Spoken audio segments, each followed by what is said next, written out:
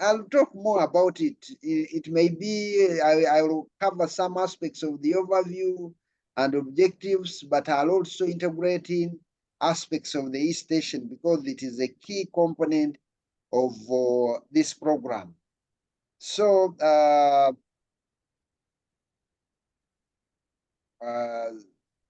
okay. Okay. So, once again, I'm by the name of Daniel Waiswa. I work as the ICPAC training coordinator. I'm based here at Makerere University.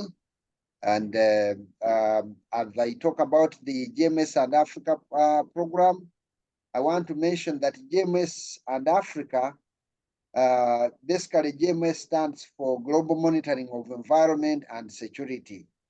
And when we add Africa, we say this is the GMES and Africa process.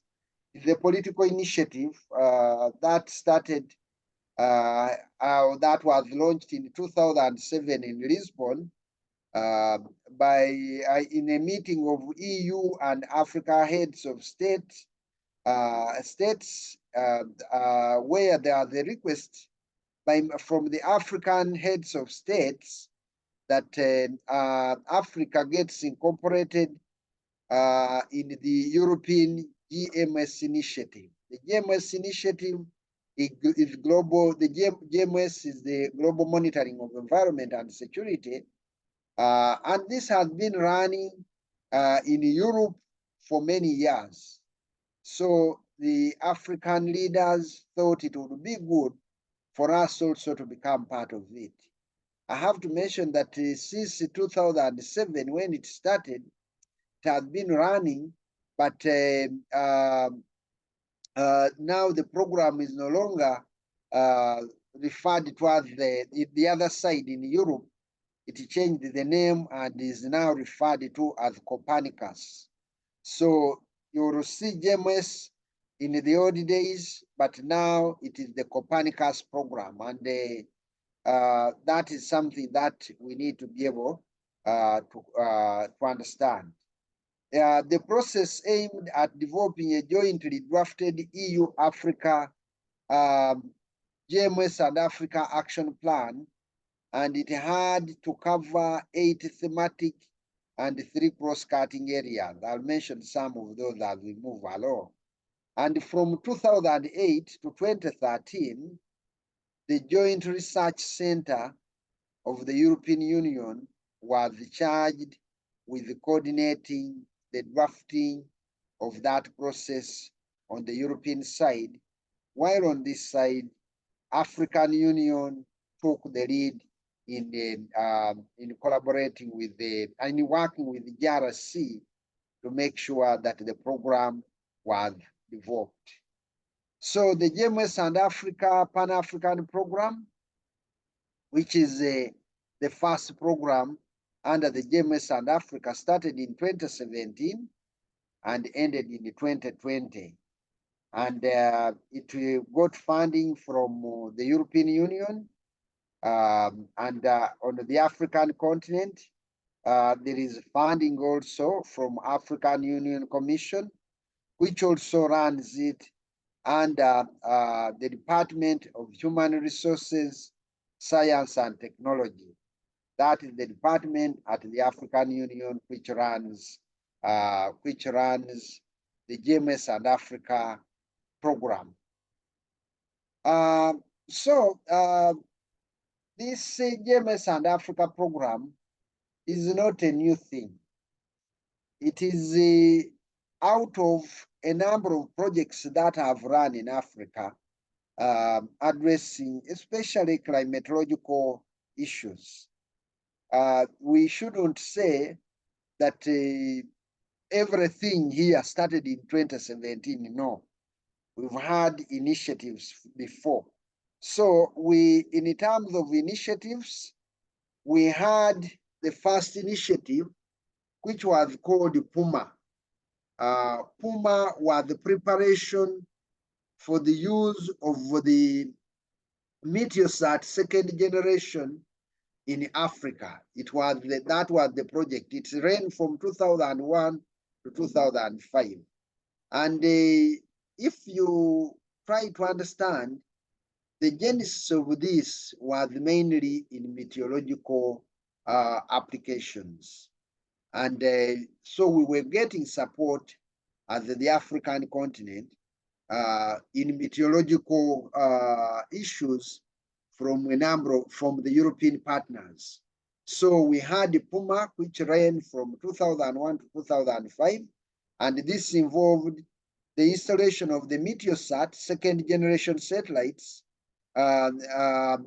second generation receiving stations in all the sub-Saharan national meteorological services in cooperation with EUMETSAT.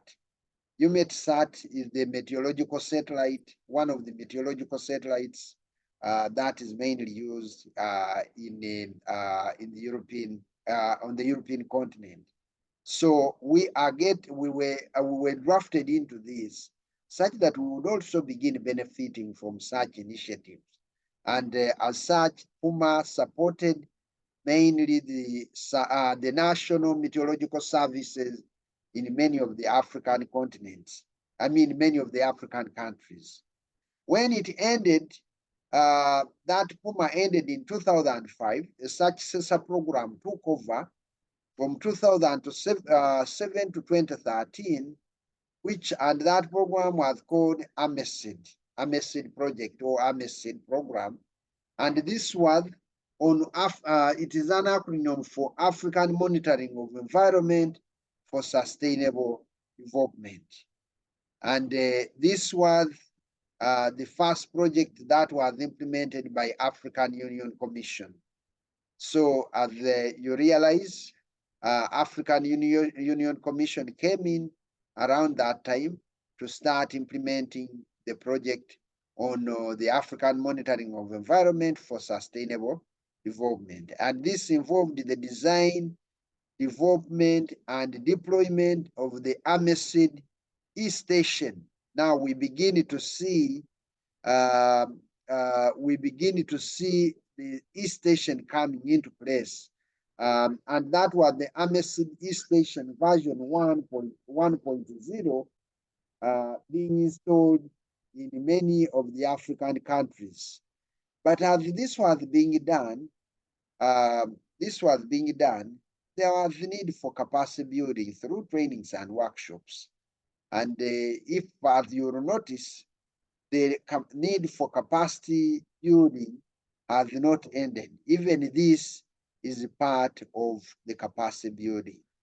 So this ran, the AMESID project ran from 2007 to 2013, and it introduced the E-Stations version 1 on the African continent.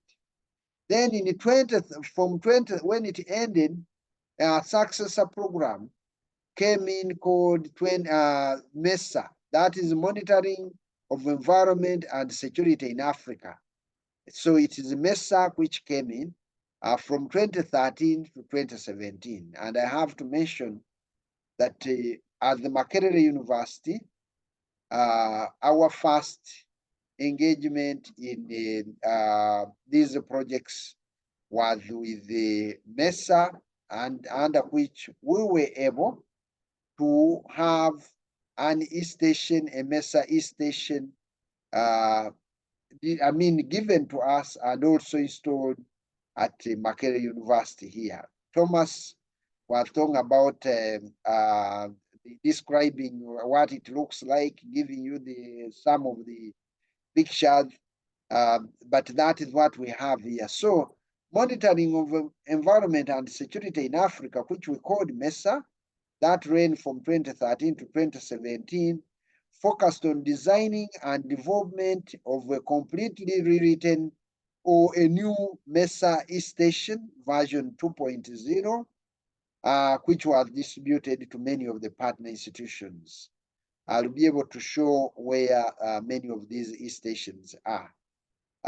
Then, when it ended, a successor program, which we are currently operating in, the GMES and Africa program, was written, and as an extension to what we've been seeing, what we had before the MESA, and we had the first phase of the GMES and Africa program running from 2017 to 2020.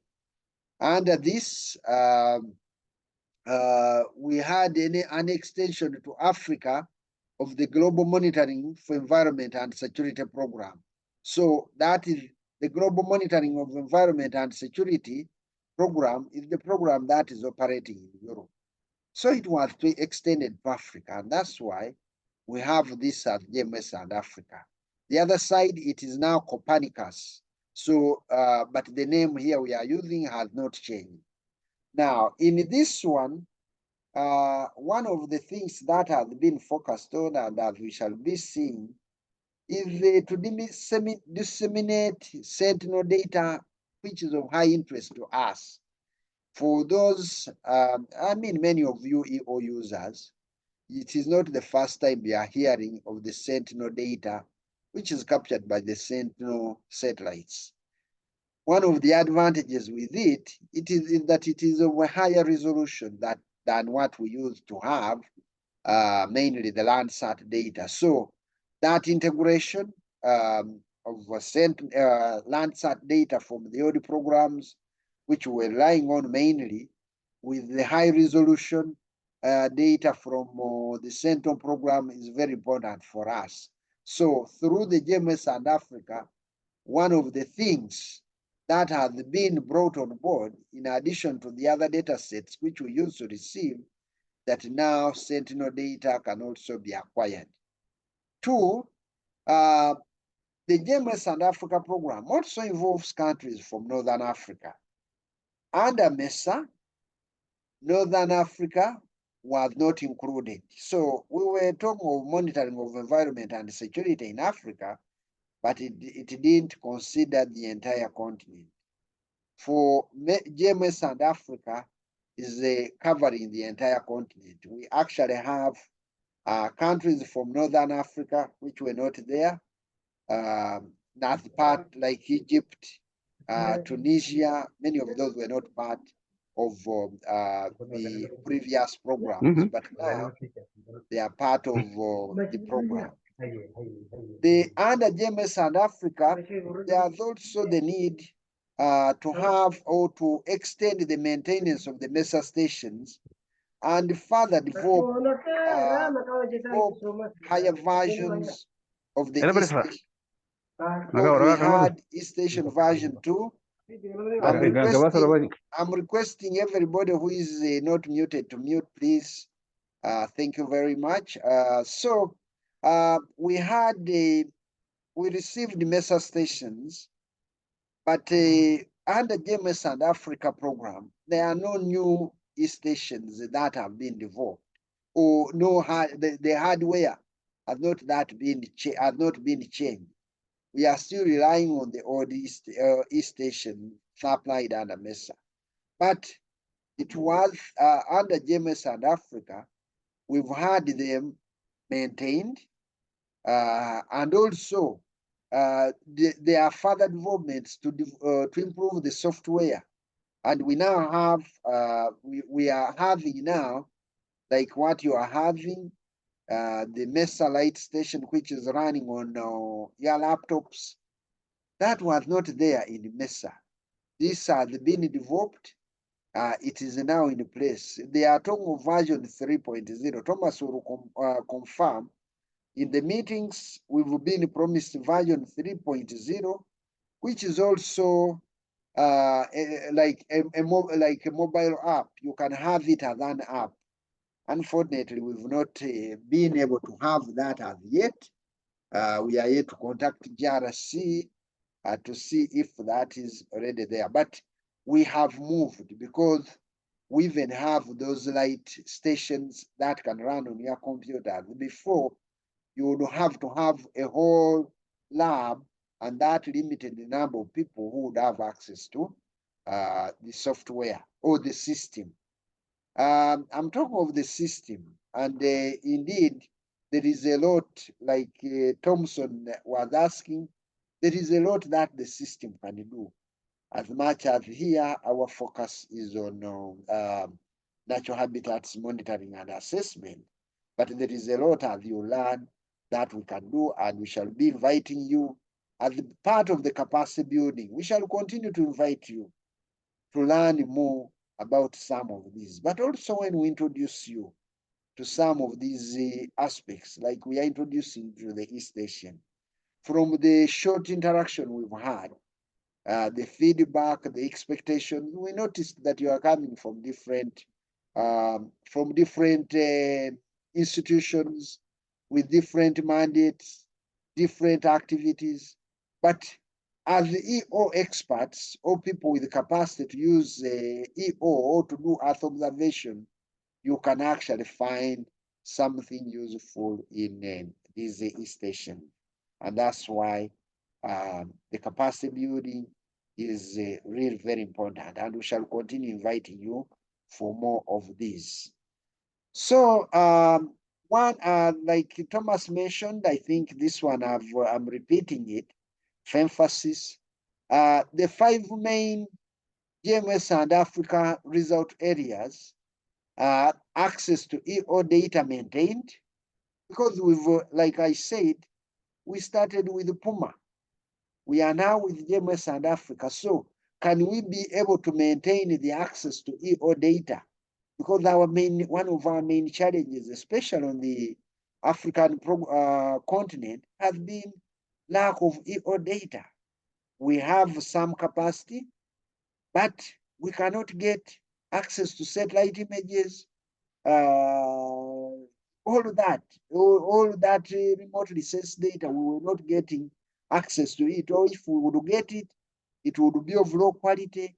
So under the GMES and Africa program, they need, like it has been built in other programs, previous programs from MESED to MESA, GMES and Africa came to ensure that access to data is maintained. 2, output 2 is on ascertaining that the natural and water resources services adequately inform policymakers and end users. And this is based on the recognition that many of our policymakers and end users, like ourselves, sometimes we make decisions on how to utilize our resources without the right information. It is not informed, for lack of another word, I would say it is haphazard decision making. Okay, now with the EO, we have the potential to provide information to policymakers and also access that information ourselves, such that we can be able to make the right decisions for the sustainable management of our natural resources.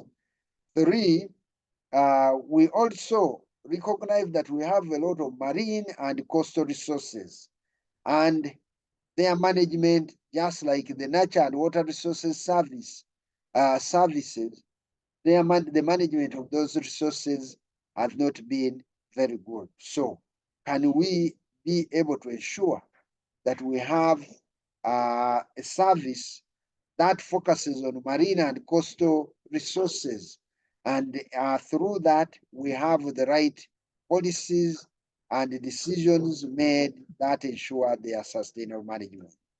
That is output 3. Output 4 is on education and training in EO. As the GMES and Africa, we have conducted several of these trainings. And if I forgot to mention, the other program, the GMES and Africa phase 1 ended in 2020, and we are now in phase 2 of the GMES and Africa program. We are now in the 2nd phase of the program, and we are continuing with education and training because technologies are changing. There are new things, new applications. So we need to ensure that we keep up to pace with the developments in this area of EO. And that's why we call upon you to keep coming whenever we invite you. And then we have output 5, which is outreach and awareness raising or raising awareness. I have to frankly say that as part of, we are building capacity in EO. And as I speak, there is a lot out there in EO which can address some of the challenges that we are faced with. But the users, the policymakers are not aware. Even in academia, some people are not aware. I have to give an example. There are the case when we struggled with a student to do time series analysis on some meteorological data. It really took us a lot of time, struggling. You are doing this and this, but it really took us a lot of time. Then when we discovered the e-station through what I would call awareness raising, outreach and awareness raising, when we got to know the e-station, these are simple analyses you will do. You will do in a very short time. So outreach and awareness raising is key in the GMES and Africa result area, and it is important that we give it attention. And one of the courses we shall be inviting you for, not far from now, will be on mainly giving you, creating awareness on the many tools that have been developed by ICPAC in collaboration with its partners under the GMES and Africa program that can solve many of those challenges that you have in our area of natural resources management and addressing food security in the Eastern Africa region. So this one is from our old approach. The GMES and Africa program in the first phase was implemented by our 13 consortia, which covered the whole continent. And like I said, we had those from Northern Africa, Eastern Africa, Western Africa, Central Africa, and Southern Africa. There were 13 of them in the first phase, and they implemented a number of applications. I'll not go through a lot of these, but we had the marine and coastal resources, coastal region applications, including things like monitoring and forecasting of oceanography variables, coast areas monitoring, ship traffic and pollution monitoring, and marine weather forecast. There were 7 consortia that, there were consortia, there are 4 that were dealing, having 7 applications aimed at addressing those challenges in the marine and coastal regions. I'll not talk much about that. Then we had also in the water and natural resources applications, we had 12 applications. And these varied from the management of natural resources, and then water resources monitoring, and so on. We had all of those addressing food security, like ICPAC here. ICPAC were addressing natural resources and food security. And if you realize, there were quite a number of them, a number of consortia in different parts, so Eastern, Northern, Western, Central, and Southern Africa, which were involved in the water natural resources application. And these applications are basically tailored to addressing particular problems that we are faced with. The challenges of EO data thematic users, Thomas talked a lot about this, and for me, I'll use this to still, to emphasize the fact that, why the e-station was developed. That is what I'll use to emphasize. One, ensuring continuity, where we noted that in terms of accessing EO data, it required using internet, but this internet was is not always available. Even this morning, we had colleagues talking about living in areas where the internet is very slow. We are running this training when I think the C cable has been worked on, but the previous about 2 weeks, we had very weak internet. So all of those challenges. So in ensuring continuity, it was that we would have a place where we can have access to this data, even when the internet is not available. Then also data quality, assess data quality. This is important because we are able to understand which data is best suited for a specific application or region. Okay, it is important that that is known if you are going to use EO data. The different formats that Thomas talked about and projections, data falling in different areas. When you are mapping it, you have a lot of those challenges. You can't import it into this software and what. So managing that complexity is always a challenge for us. And then also the fact that the processing, performing processing of data is also a challenge. So we needed to have these challenges addressed. And as such, the e-station was developed. And this is a key in what I'm talking about. Why are we taking time to talk about the use of the e-station? Why are you installing that e-station? That e-station was developed to address a number of those challenges. The data continuity, Thomas yesterday was asking those who are close by if since the data is big, because the data is usually heavy, since the data is big, if you are close by, go to the institution where there is an e-station, environmental station, like Makerere. We don't know, they were distributed. In Uganda, we have Makerere University, and then the National Environmental Management Authority, they host e-stations. But Uganda National Meteorological Authority has the equivalent of an e-station, but focused more on the weather forecasting services. So it turns out to be more of a Puma station. But the ones which are able to provide us the data we are interested in for now, you can come to Makerere or NEMA.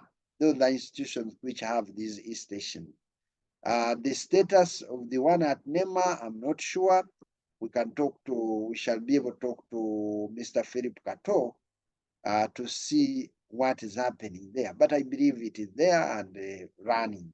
So one of the reasons the e-station was developed was to make sure that there is data continuity. People should be able to access the data from one place. If you have challenges out there, if you come to Makerere has access to better internet.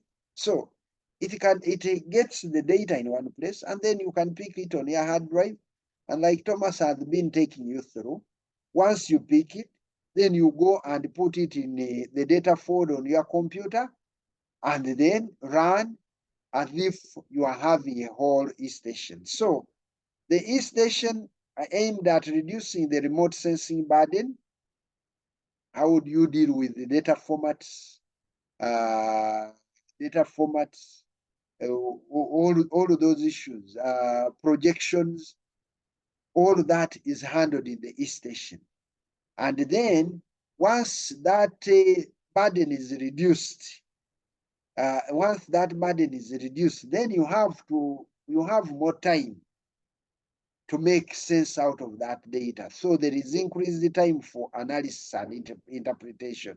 And that's what we are calling the added value. The data is now there. Can you add value to it? And that is what we expect you to be able to do. In the MESA project, it is indicated that 136 e-stations were version 2.2 were distributed on the continent, and the map shows you where they are. I've already mentioned to you, if somebody may ask, but in Northern Africa doesn't have. The e-stations were distributed under MESA 2 and under MESA project, and in MESA, Northern Africa was excluded. It wasn't part. That's why there is no single e-station that you find in these countries. All I need to know is we need to find out if through GMES Africa, this part of the continent has also now, whether it has received the e-stations. I'm not sure, but the ones which were distributed under MESA, which we have, are in the rest of Africa except the northern part, and they are quite a number. In GMES and Africa, like I said, the e-stations software have been undergoing improvements. There are new releases from version 2.0 to now go to, I think they are working on version 3.0, if not yet out. But in particular, this one, the under GMES and Africa, we receive new data sets, especially Sentinel data sets, which are high resolution. We can derive new environmental indicators, especially for Sentinel data sets, because those were not there in the previous programs like MESA. Then we also have in this new e-station, new approaches for EO access. Now we can be able, through from the stations, we can be able to access EO data generated through cloud computing routines, through the UMETcast channel or the internet. So UMETcast, this is basically the dissemination arm of UMETSAT. So data is sent out, disseminated through the UMETcast channel. And that's what we are using on these e-stations. But also data is distributed through the internet. We can acquire data through the internet. And that's why if you look at the actual architecture of the e-station, when it comes to the gate services, we get data through UMETcast or internet. Thomas explained that yesterday. We can also, there are also new functionalities for data analysis. And these are usually based on feedback, user feedback, and requests. So when we hear from you about any challenges you're having or what you want to do, then this can be communicated to the developers. And when we communicate to the developers, they look through and develop particular solutions. A case in point is when we were, one of the trainings we were attending, we wanted something in the,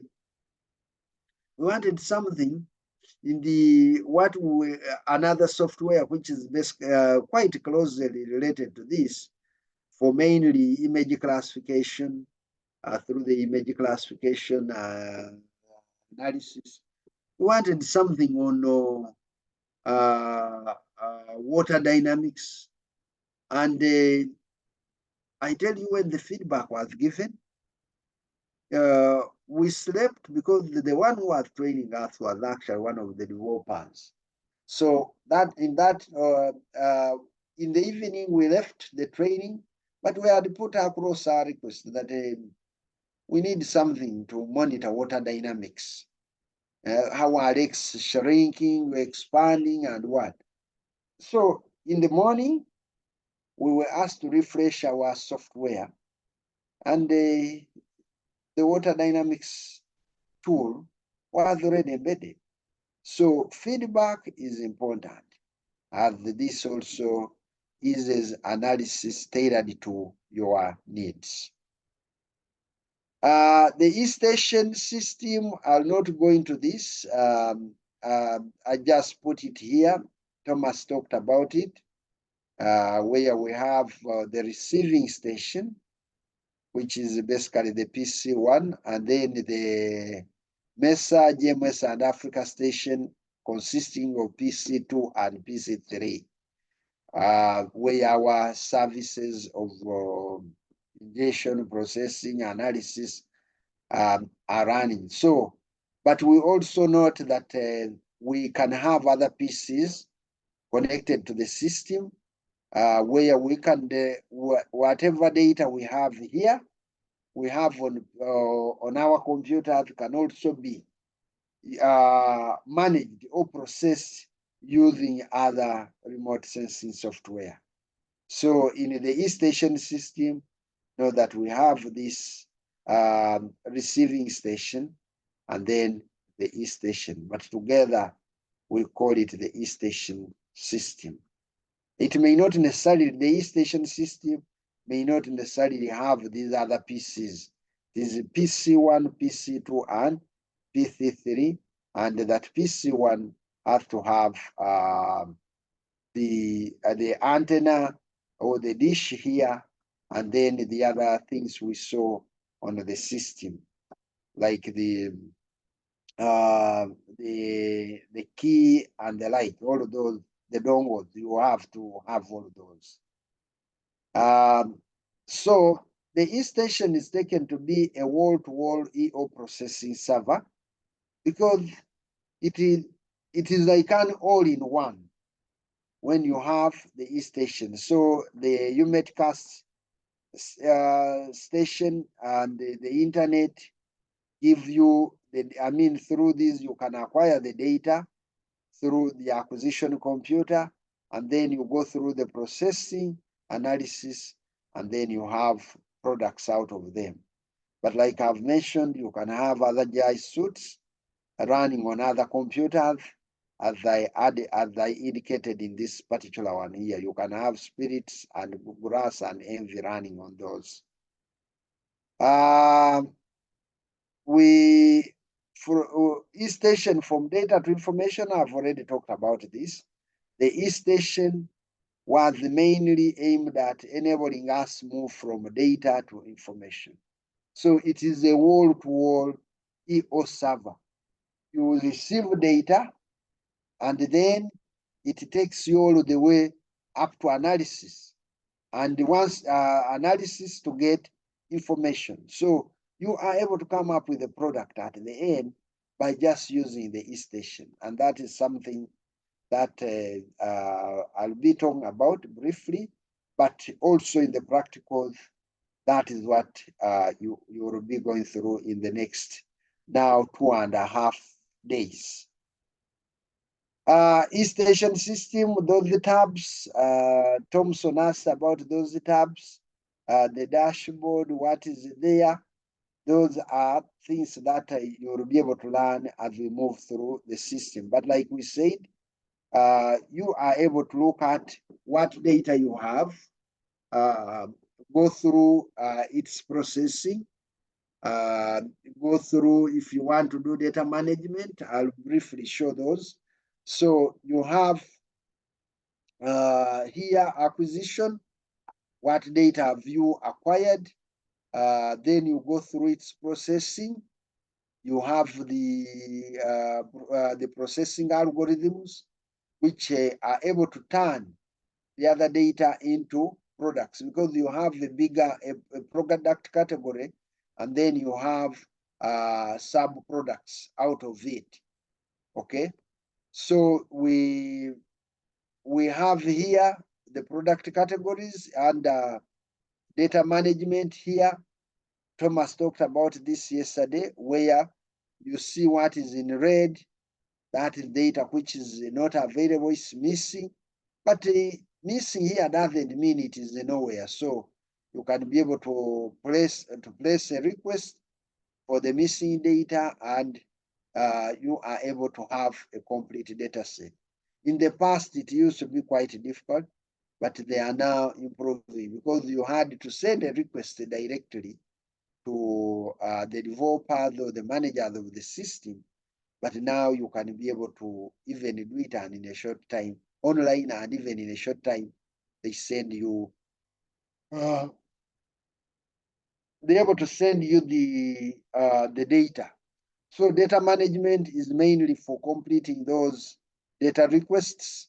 It is the main problem there, especially missing data. So how do you address it? Then on the system tab, or dashboard, you are able to start services, also see what is working and what is not working, from the receiving computer to the processing computer PC2, and then the analysis computer PC3. So you are able to achieve system control through utilizing the system. So what are the latest features from the e-station? Now, the e-station, as we've said, it receives data, it processes it, because it comes when it is like scrambled data. You can't understand it. So it goes through ingestion, and then once it is ingested, then you have it sent to the processing computer in a format that is understandable. So once that is there, it can be processed into different sub-products and the like. But then you have the analysis tab, which also gives you room to do analysis to generate particular results. So the latest feature we talked about here, one is that you can customize all elements of a map. So you will do analysis and generate a map.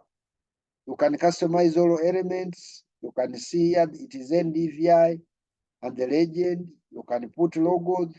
Thomas went through this. Remember, you can the masking, because you could deal with the entire Africa, but now you want to deal with only your country. You can cut out your country, although the data ideally should be for Africa. We receive data for the entire African continent, but because of the volumes of data being high, you may find yourself not able to handle that data. That's why the thema come in, you specify the thema, and that means the data you receive to store is only for your thema. The software does it. Otherwise, if you don't do that, it can easily give you data for the entire continent, which you can't make use of. So we have customizing all elements of a map. We can also we can also be able to load down templates, because you have a template, you have a polygon. You can be able to load it such that the analysis is specific to that area. The other thing that is also talked about is the fact that you, like Thomas mentioned to you, you can save your workspace on the e-station and be able to reload it so that you work on it later. You reload it later and work on it. That is what happens. We also have the ability to generate graphs on our own saved geometries. So if you want, like in this case, you can see the highlighted area here in the highlighted area, and you can see the graph that has been generated. It has a lot of things. It is showing NDVI with rainfall estimates. On one side, the scale for NDVI, on this other side, is a scale for rainfall. So you can be able to generate graphs on your own. That is another feature that is important. We can also be able to compare cumulative graphs. You will be able to do this. The only thing is, as we shall be taking you through, is interpreting. Once you've generated a graph, then you should be able to interpret it. So you can generate cumulative graphs. You can also be able to rank variables by year. So on the lower axis here, we are having CHAPS rain 10-day difference to mean. And then the rainfall anomaly here, basically. So it is showing you the difference to mean, which is actually an anomaly. So it is telling you the 10-day rainfall anomaly from CHAPS. So you can be able to rank variables by years, and you can tell that in this year is when there is a big anomaly as compared to the others. So we can also compute a z-score. We can also compute a z-score. All of these are aspects that can be done. We can compute year-to-month metrics. All of these are features included in the software. We can also do continental monitoring. Now, this was the MOV country. We can also do continental monitoring at different times, or mainly different times, what was happening. And you can see how many epochs we have created here. This one has 8 epochs, and you can be able to tell the progression, like for example, in the green here. So you are able to move and see that a lot is being lost, especially in the green. So those are things of continental monitoring. We can also do the same for country monitoring or local area monitoring.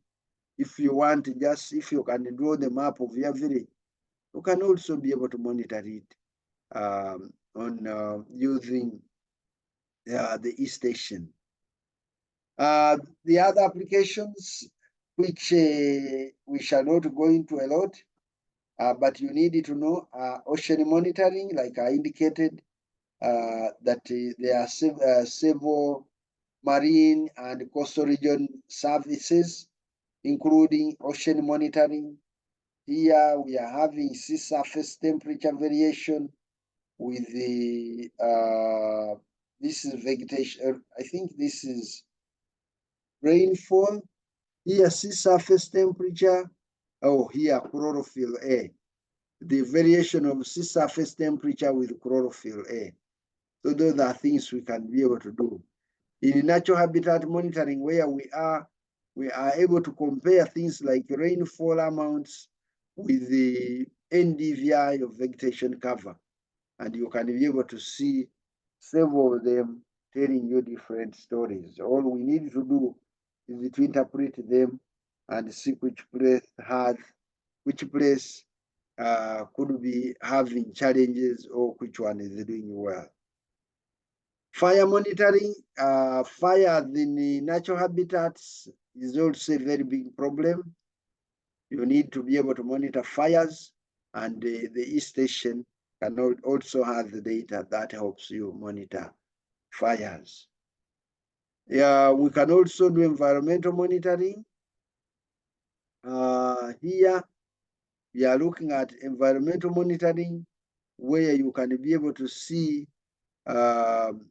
different, here we have NDVI, and then the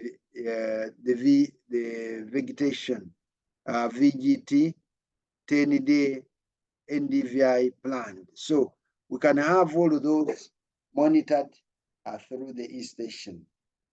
Water monitoring is what also not very different from what we've been talking about. And what you should note is that we can have graphs, we can have maps as well. We can also do products comparison. Like for example, if I use this graph here, I compare the rainfall amounts received and captured by the different sensor systems. We are having the CHAPS, ECM, WF. We have the FuseNet. All of those are giving us rainfall data, so we can compare it through a graph like this for a particular area within a certain time period and see the behavior. Remember, these are estimates. So if you can get that, then you have an idea of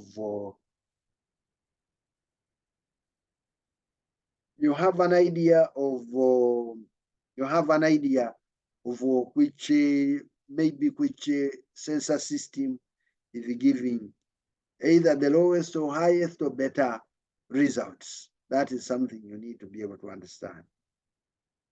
Still with the products comparison, we can be able to compare a number of things, a number of products that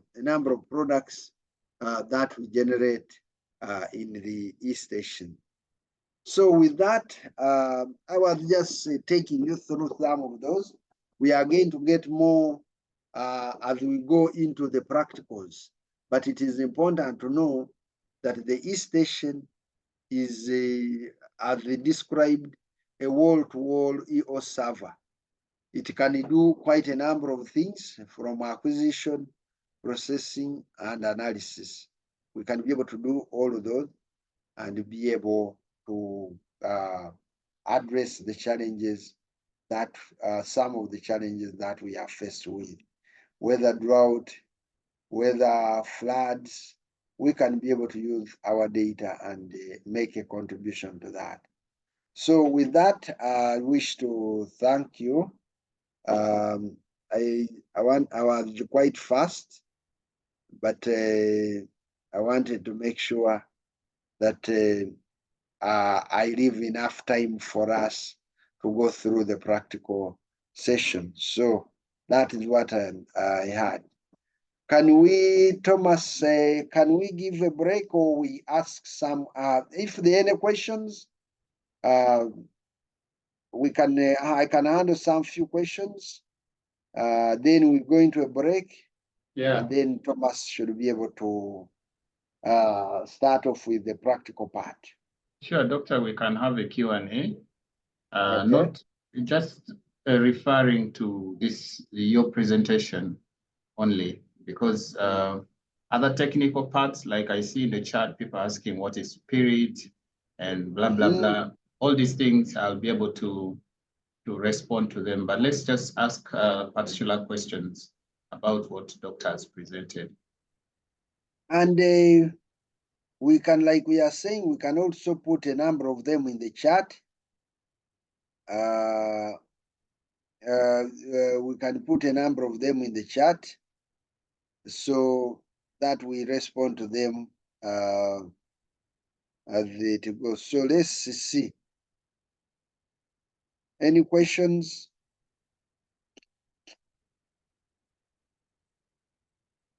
I tried to install the software, but I can't manage.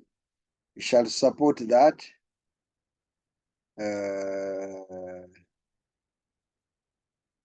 This is what is blocking me from achieving my installation.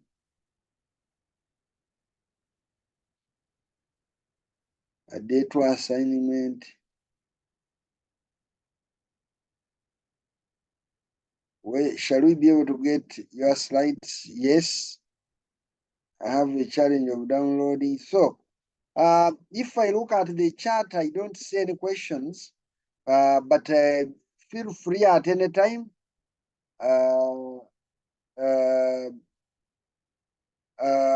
Feel free anytime to raise the questions. And as I see, Many of them are actually going to be also clarified when we go through the practicals. So can we have a 5 minutes break, Thomas, and we start at 11:15?